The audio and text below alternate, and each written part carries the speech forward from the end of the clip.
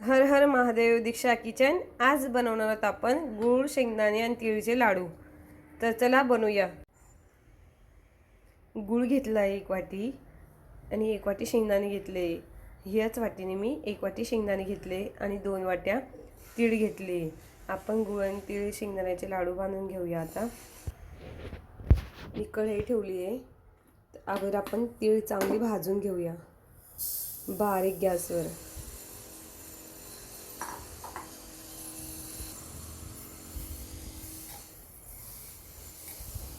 बारीक गॅसवर भाजू। फास्ट गॅसवर जर भाजली ना तर तीळ जळून जाईल। तीळ भाजताना तीळ हलवत राहायची, छान आवाज येतो त्याचा, म्हणजे आपली तीळ चांगली भाजली जाते। छान असा ब्राऊन कलर आला आपल्या तीळीला। आता आपण काढून घेऊ आणि शेंगदाणे भाजून घेऊ। शेंगदाणे भाजून घेऊ आपण। शेंगदाणे भाजताना थोडंसं पाण्याचा हात लावते, म्हणजे साल पूर्ण व्यवस्थित निघतील त्याचे। छान असं बारीक गॅसवर भाजू आपण। ते खरपूस सोडतील, ते खरपूस झाले पाहिजे आपले, मग लाडू छान लागतात त्याचे। शेंगदाणे परतवत राहू आपण त्यांना, म्हणजे सर्व बाजूने ते भाजले जातील। हे बघा, छान असे आपले शेंगदाणे भाजून झाले। आपण त्यांना काढून घेऊ आणि त्याची साल काढून घेऊ।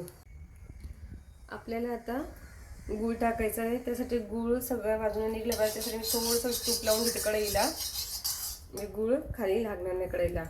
आपल्याला ते गूळ टाकते मी। आपल्याला त्याचा पाक नाही बनवायचा, फक्त गूळ विरघळवायचं आहे, एवढं आपण करूया। आपला गूळ असा विरघळतोय, आपल्याला याचा पाक नाही करायचा, फक्त गूळ विरघळवायचं आहे। शेंगदाण्याचे आपण साल काढून घेतले आणि मिक्सरच्या भांड्यात आपण टाकून थोडेसे जाडसर वाटून घेऊया त्याला। असं आपण बारीक मिक्सरमधून शेंगदाण्याचा कूट करून घेतला आहे आणि आता सर्व एकत्र करूया।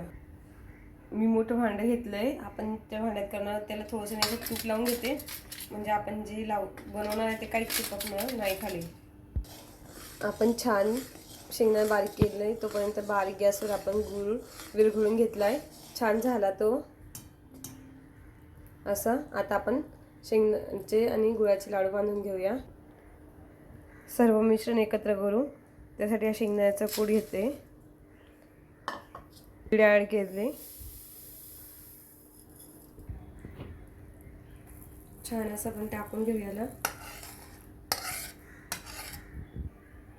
आणि याला मिक्स करून घेऊ सरळ। छान आपण असे मिश्रण एकत्र केलं आहे। आपण आता त्याचे लाडू वळून घेऊ। लाडू हाताला चिपकायला पाहिजे म्हणून त्यासाठी मी थोडंसं पाणी लावते आणि आपण त्याला वळून घेऊया। हे बघा, असे छान अशा पद्धतीने आपण सर्व लाडू बांधून घेऊया। अशा पद्धतीने आपण सर्व लाडू बांधून घेतले। तुम्हाला आवडले असेल तर करून बघा, खाऊन बघा आणि कमेंट करा।